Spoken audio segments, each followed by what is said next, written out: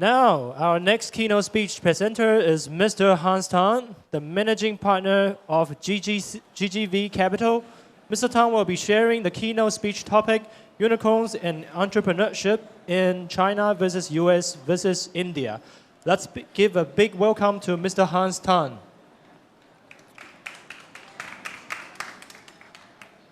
Hi, it's good to be here.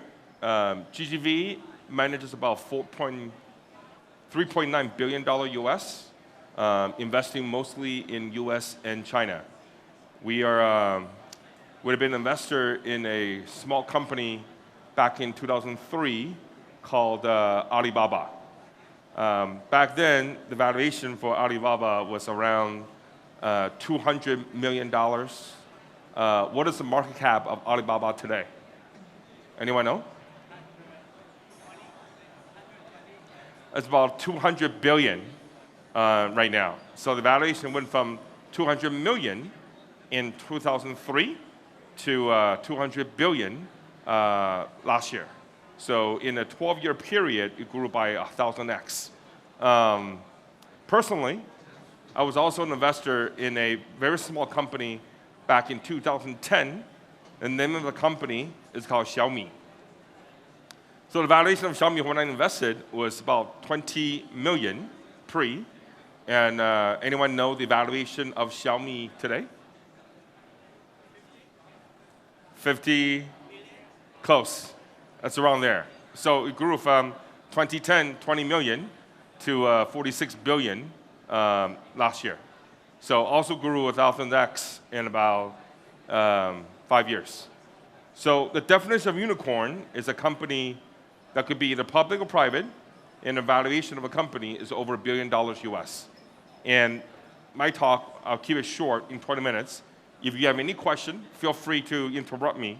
I can speak both in English and Chinese. I've been asked to speak in English so that the broadcasting effect to people outside of this area or around the world would be good.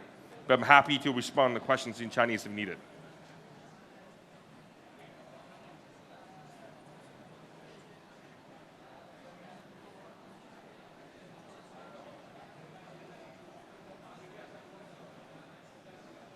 So, okay. So we have 6 partners at GGV. 3 of us are based in Silicon Valley. 2 of us are based in Shanghai. I split my time between 2 places and invest in both markets. Fortunately, because of my investment in Xiaomi, also Airbnb and Wish and Xiaohongshu, I've been on the Forbes Midas list of the top 100 VC in the world 4 years in a row, between 2013 and 2016. And because I live in the Bay Area, I appear on Bloomberg and CNBC a lot, talking about trends, tech trends in China vis-a-vis the US.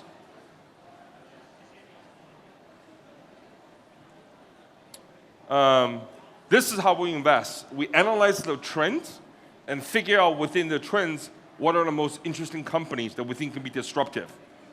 Because for you to be a big company like a unicorn, you have to be focusing on a trend that's disruptive to give you a chance to create a big company. And these companies are always controversial at a time of investment. Let me do a quick math.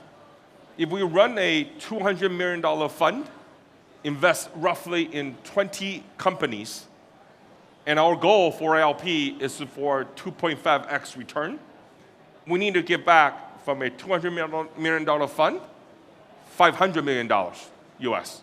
That's a 2.5x return for our investors. But how do you get to a $500 million return to investors? If each company you put in about 10 million, you end up with a 20 company portfolio. Of the 20 companies that we invest, assume that we always have 20% stake in those companies. From 500 million, 20% stake, that means our 20 investments must have 2.5 billion US dollars in total market value. That's roughly around 4 or 5 IPOs. So out of the 20 portfolio companies, 4 of them have to go IPO for us to get 2.5x return. That's a 25% IPO hit rate, which is not easy. So what happened is that most of the time with VC funds, you have companies that have a decent return, maybe 3x or 5x, but you need one company or two in a portfolio that have a huge breakout, like an Alibaba or like a Xiaomi.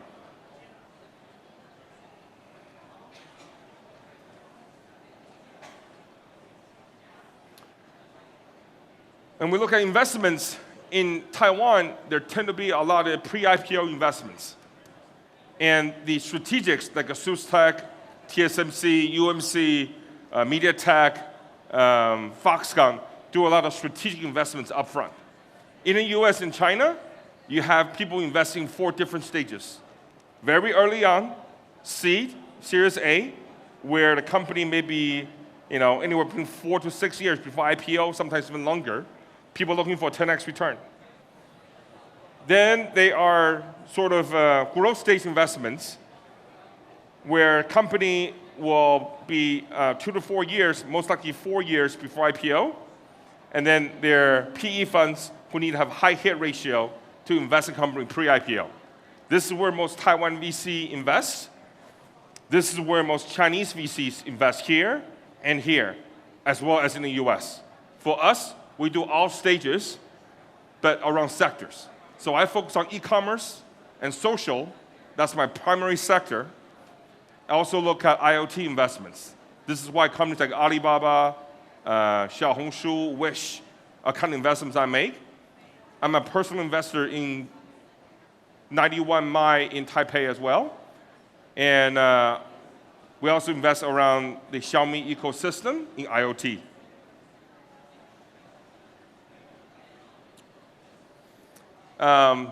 Living in the Bay Area, we watch a lot of Warriors game. I grew up in Taiwan, went to LA when I was 13, so I became a Laker fan as well. And I love watching basketball because how championship teams form is very similar how we invest in early stage companies and help them to grow. One of the things I love to read about is about Kobe's work ethic. Who follows Kobe Bryant in this audience? Who watches NBA here? Okay. One of the most memorable quotes that Kobe said that I remember is that he asked a reporter, what does it take to be successful? He asked the reporter, do you know what 4 a.m., 5 a.m. in LA looks like? I do. I wake up early, 20 years in a row, not missing a day.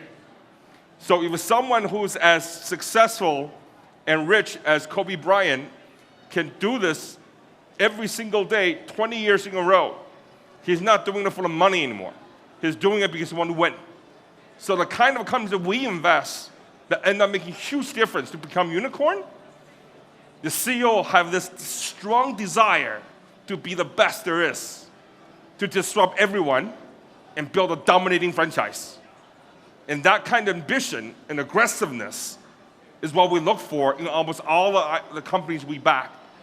I haven't met any unicorn company that didn't have founders who have the same kind of desire to win. So a friend of mine, Eileen Lee from Cowboy Ventures, she did a study of 84 American unicorns that happened in 2005 and thereafter. And she has done this study 2 years in a row now. I'm sure she'll update the study again this June. Then out of all the unicorns that happened in the last 10 years or so, it's interesting that 2007 produced the most number of unicorns, 23. Companies like Uber, Zenefits, Zynga, a lot of companies, Zynga, all happened during that period.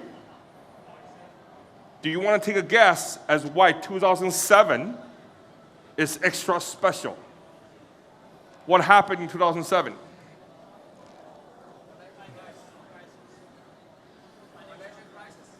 That's part of it, yes. Another one. Because if it's a financial crisis, it should happen in 2008.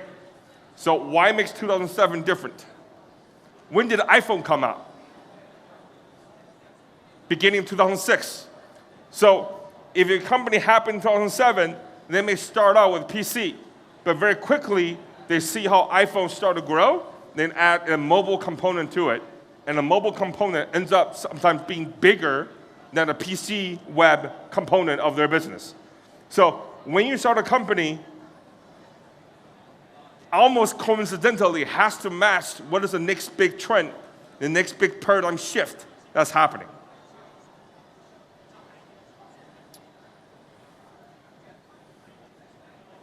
One thing that was interesting, that most of the companies that become successful unicorns, out of 84 unicorns, most come out with top Ivy League schools, Stanford or Berkeley. A lot of them, their age is around 30 years in age.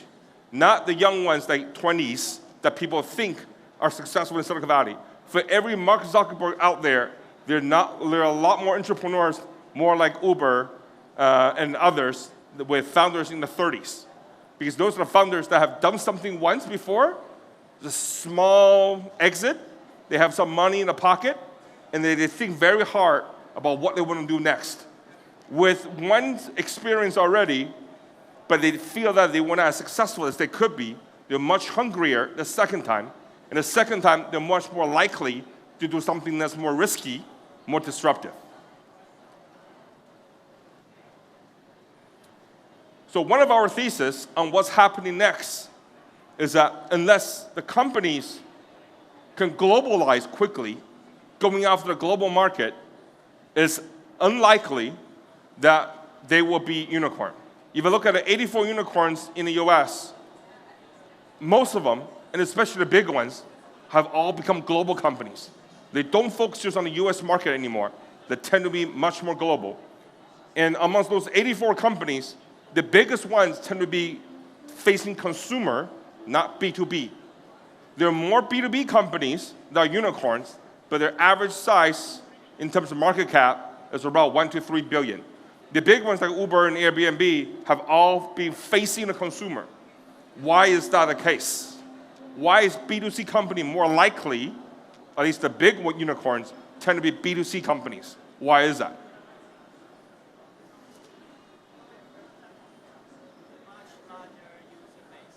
Larger user base, easier to scale.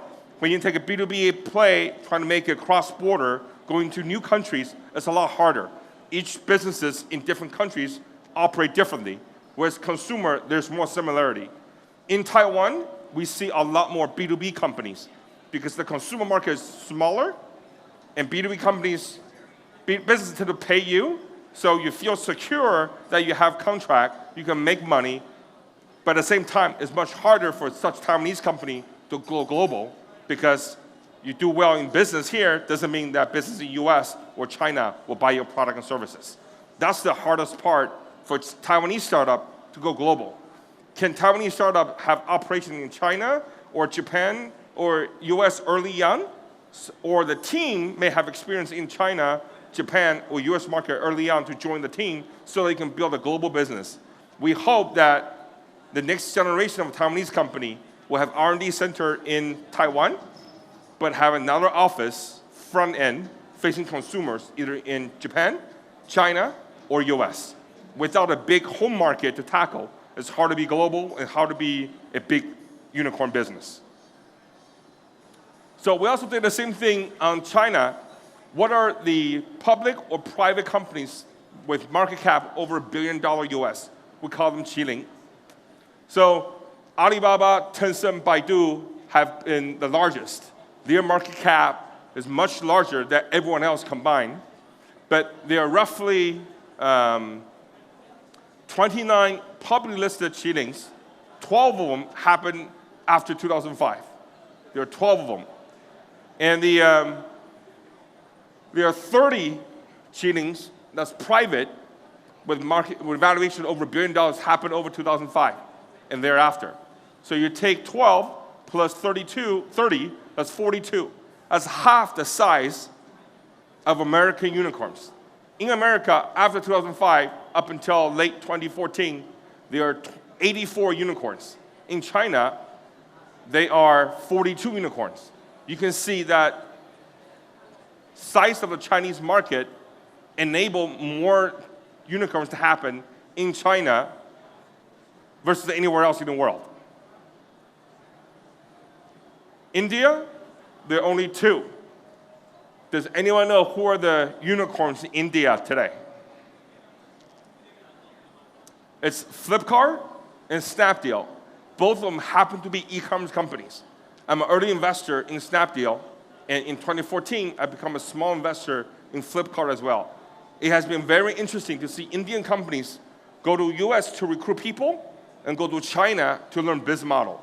I remember hosting Indian teams as early as 2011 to Beijing and Shanghai. I don't see anybody from Taiwan visiting me in Beijing.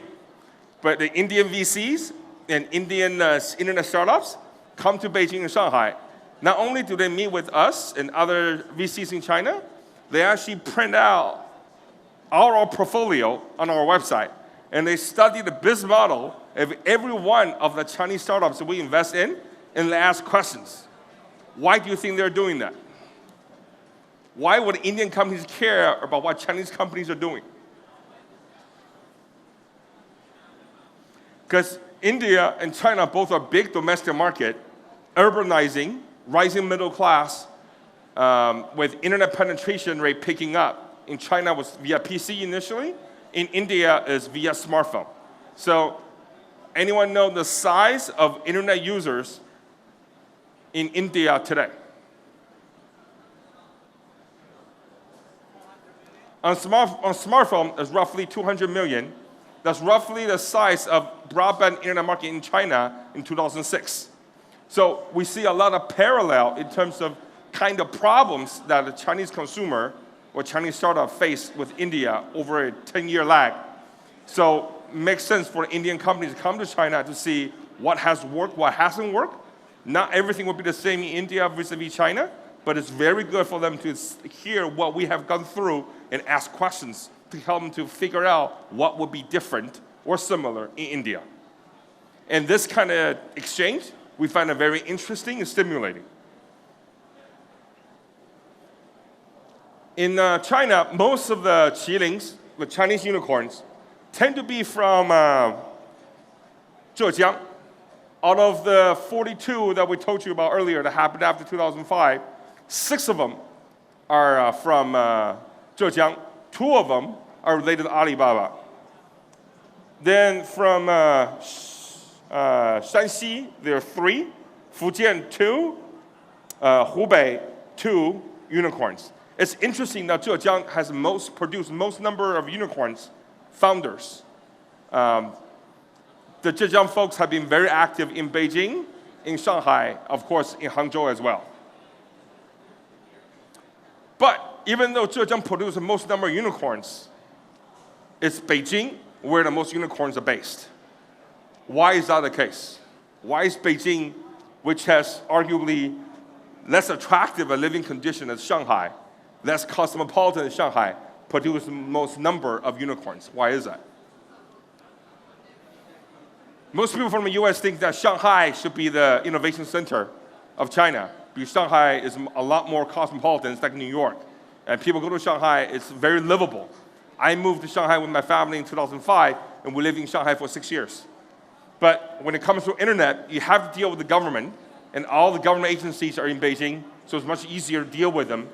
Secondly, in Beijing, there's Tsinghua, there's Beida, there's over 100 universities. A lot of them have seen their peers, their alumni, end up building big companies. So they say, if those guys can do it, we can do it too. So it tends to attract more entrepreneurs to go to Beijing and start to build up their own empire. Shanghai is interesting as a place to live, but most people in Shanghai tend to want to work for foreign companies or more established companies. So there are fewer entrepreneurs in Shanghai vis-a-vis Beijing. And the schools where the Chinese unicorns are born, it's 50-50 between elite schools and regular schools. In the US, most unicorns are produced by people from Stanford, Berkeley, and Ivy League. In China, it's a lot more equitable. And most of the founders that build unicorns in China, 2/3 of them have not been educated abroad. They're very local. Why is this the case? I remember between 1995 to 2005, most of the successful entrepreneurs in China turned to be returnees that spent some time in the US before starting their startup in China. After 2005, most of the startups in China are started by locals who never went abroad. Because by 2005 and thereafter, Chinese internet market is big enough, there's enough differences between China and US so that just copying from US no longer work. The degree of localization becomes much more significant. Baidu may start off as like the Google of China, but after 2005, it becomes very different. The way to distribute a product, the way to sell advertising, the focus on SMB with a lot more hand-holding, less automation is very different from Google. And if you look at how Alibaba has evolved, you start off as a marketplace like eBay, but by the time it is today, there's a marketplace, there's cloud services, there's financial services, and now they're in entertainment, they're in newspaper media. So Alibaba today looks nothing like eBay. So after 10 years, Chinese startups have all developed local characteristics that's very different from the original US roots.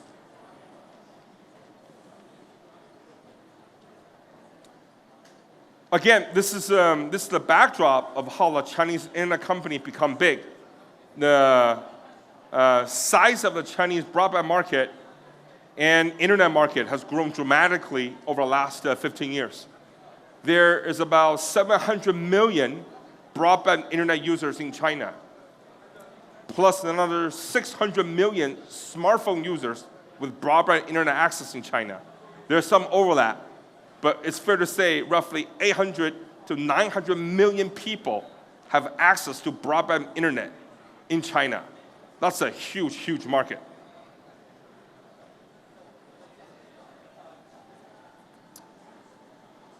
We also look at, by sector, where the US unicorns and Chinese cheatings come from.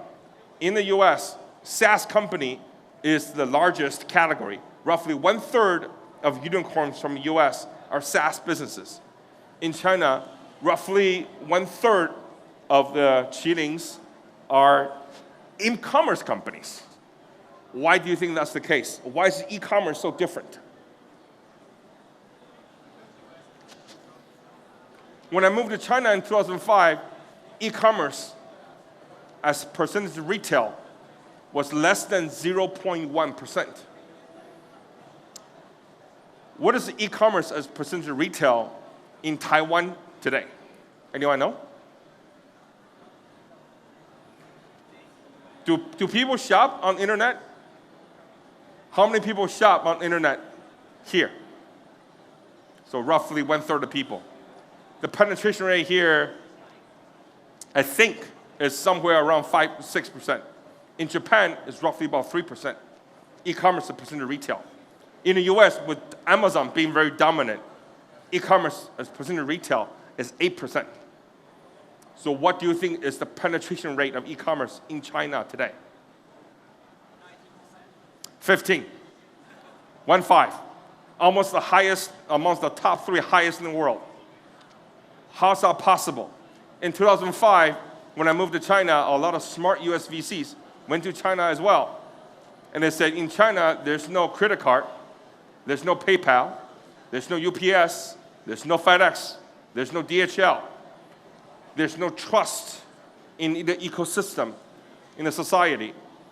So e-commerce should not happen in China, or at least will take a very, very, very long time. So why is it in only 10 years, e-commerce is 15% of retail in China? You go to a mall in Beijing today, a lot of malls are closing down the stores because the traffic has gone down dramatically. The reason that's the case is that shopping experience in offline in China is not very good. You go to a store, you buy something, as soon as you buy it, it's yours. Most stores will not allow you to return it. You maybe get some store credit, but it's not easy. On Taobao, you can buy anything you want. Within a 7-day period, you can always get a refund. Your money sits in the escrow account in Alipay. So the money doesn't go to the hands of the seller until 7 days later. So you have a chance to say, I don't want it. And that service level is much better than it is in the offline. In the offline world, there's taxes that people try not to pay. There's a lot of gray area. Online, there are no taxes. So it's much easier to do transactions online, very little friction. Initially, in China in 2005, you have to wait 2 weeks before you get your e-commerce shipment. These days, in all the major cities, the top 50 cities in China, you get it within 1 day. So JD, Jingdong, and Alibaba have made huge differences on the quality of service level in e-commerce in China. I remember in 2012, after my second child came out, my wife got an email from Taobao. Taobao says, hello, Mrs. Tung. Thank you for being a loyal supporter over the last 7 years. Over the last 7 years, we have seen 2 babies from you, and we are very happy. Congratulations on your second baby, and we'll love to be able to support you and provide more services to meet your needs. The reason they know that is they know exactly what my wife has shopped from all the merchants there are on Ali over a 7-year period. So they know exactly what to say to make her want to buy more things. And this kind of personalization will never happen in the offline world. So when a new generation grow up using internet on PC or on smartphone, they're much more likely to shop and consume on the internet. And even a country as with so many people in China, when big shopping malls are affected, seeing less traffic, that's pretty scary. And retail is the first sector in any country that gets disrupted by internet the most immediately.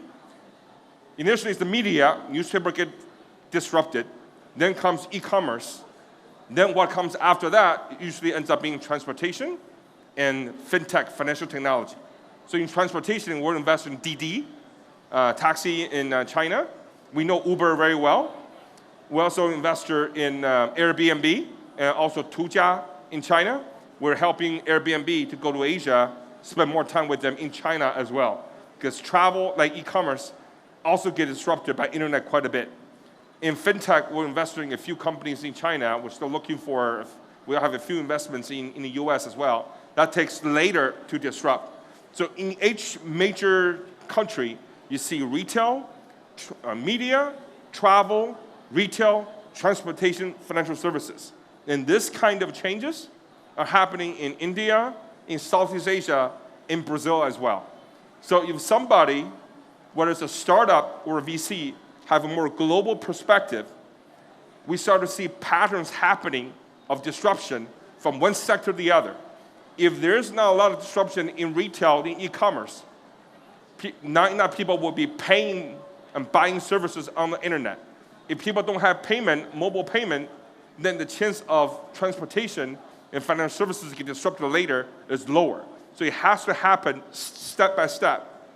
And all these businesses that try to sell the e-commerce platform like Ali and Jingdong, the more they sell over those platforms, the more Jingdong and Ali know how good those businesses are because they see the transactions happening on their platform. So they can provide financial services, short-term working capital loans to these businesses so that over a period of time, you can build more businesses beyond just e-commerce. That's why a lot of companies in China, and we think down the road in India as well, will be almost conglomerate. They'll do many things growing with their consumers and small, medium business that sell on their platform.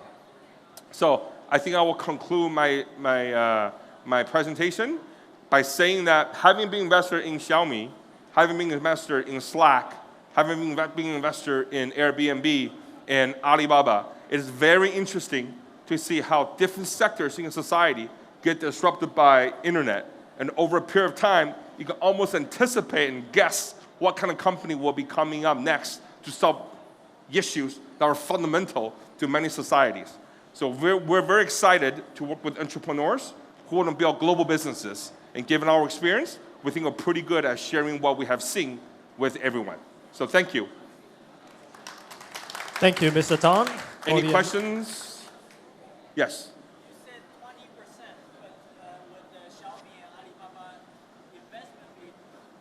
Be close to 20%. We don't have 20% in I don't think Ali. so. No. is much smaller, but the outcome is also much, much bigger. So that's okay. So how did you pick that 20%? I mean, I In understand general, this. if you invest early, funds look for 20% ownership if you invest in Series A. Doesn't always happen, but that's what people strive for. But it gets diluted later on, right? That's right. You have to keep on investing to keep up your pro rata to maintain that 20%. So by the time it goes to IPO, usually you'd only get a few percent. You don't. But if the fund is big, they will keep on investing every round to make sure they keep that 20%. With both Xiaomi and Ali, our investment initially was small in terms of because everybody wants to be in it. We only got a smaller allocation. So we'll continue to invest to keep our ownership, but it's less than 20%.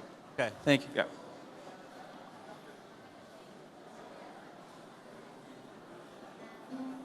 Hey, great talk.